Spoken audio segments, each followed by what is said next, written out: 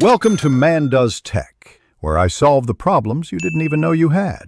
In this video, I will explain how to replace your Jeep Patriot alternator. First, gather your tools, including a socket set, wrenches, and a new alternator. Safety is key, so always disconnect the negative battery cable before starting any work.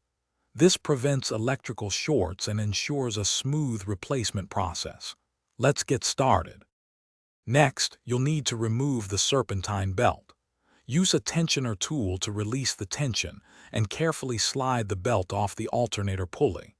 Then, disconnect the electrical connections and unbolt the alternator from its mounting brackets.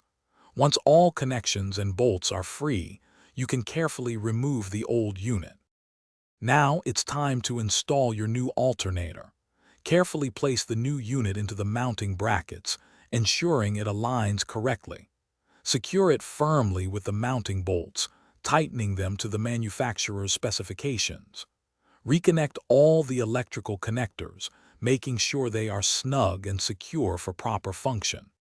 For the final steps, carefully reroute and reinstall the serpentine belt onto all the pulleys, ensuring it's seated correctly. Reconnect the negative battery cable, making sure it's tight. Start your Jeep Patriot and check the dashboard for any warning lights. Use a multimeter to confirm the new alternator is charging at approximately 14 volts. Thanks for watching. If you found this helpful, don't forget to like and subscribe.